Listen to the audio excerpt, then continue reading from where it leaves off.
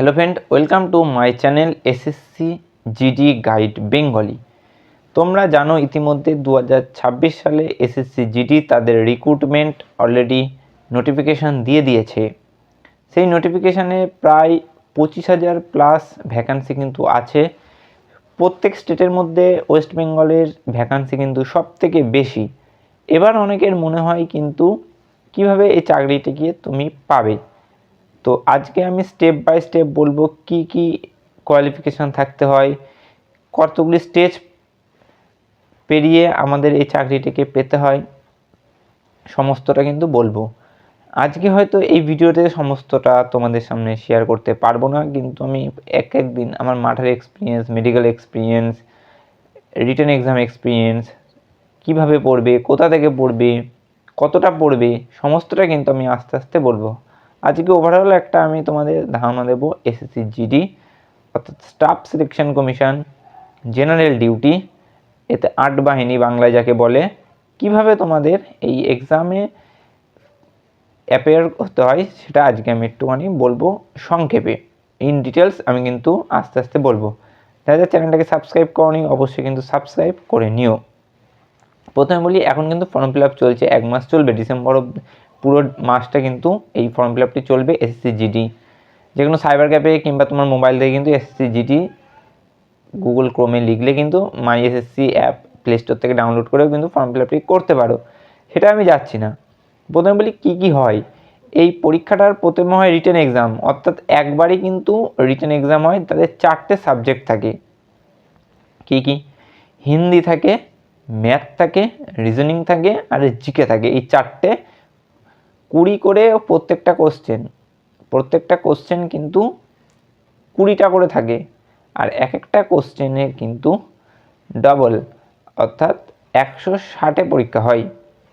4টে subject 20 করে 80টা total question into 2 marks, 160 মার্কসের কিন্তু এক্সামটা হয়। আমি জাস্ট ওয়েস্ট বেঙ্গলের জন্য বলছি। প্রথমে রিটেন এক্সাম হয়, তারপর একটা কাট অফ যায়। সেই কাট অফ তুমি যদি ক্লিয়ার করো তাহলে তুমি ফিজিক্যাল এফিসিয়েন্সি অর্থাৎ পিএটি এবং পিএসটির জন্য কিন্তু ডাক পাবে।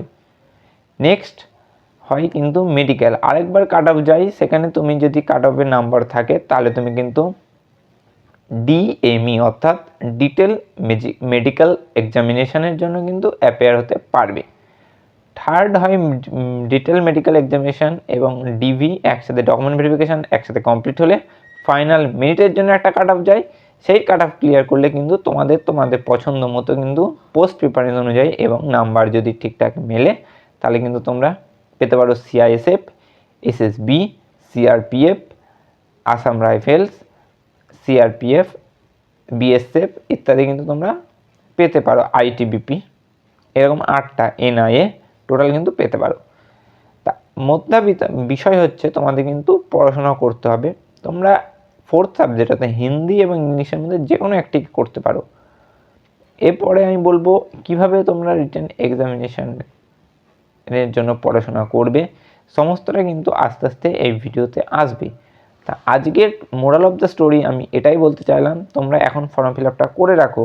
কীভাবে কী করতে হয় আমি কিন্তু সমস্তটাই বলবো। আমার মাঠের এক্সপিরিয়েন্স, আমার মেডিকেল এক্সামিনেশনের যে এক্সপিরিয়েন্স, তোমাদের সমস্তটাই কিন্তু বলবো, যাতে তোমাদের পরবর্তীতে খুব সুবিধা হয়। কিভাবে কি করতে হয়, অনেক কিছু ব্যাপার থাকে যা তোমরা না জেনে গেলে হয়তো একটু বোকা হতে পারো, জেনে গেলে সেই বিষয়গুলোকে তোমরা কিন্তু একটুখানি ঠিকঠাক করে যেতে পারবে।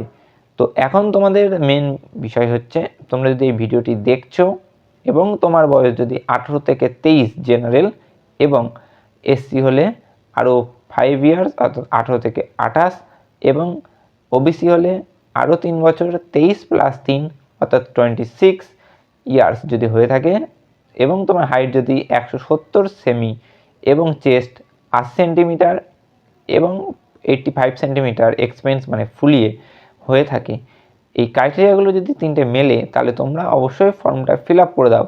তারপরের দায়িত্ব আমার, তোমরা কীভাবে সামনের দিকে এগিয়ে যাবে। চ্যানেল নতুন হলে অবশ্যই সাবস্ক্রাইব করো। দেখা হবে পরের দিন আরেকটি নতুন এক্সপিরিয়েন্স ভিডিও নিয়ে, যা তোমাদের পরবর্তী স্টেজ এগিয়ে যেতে সাহায্য করবে।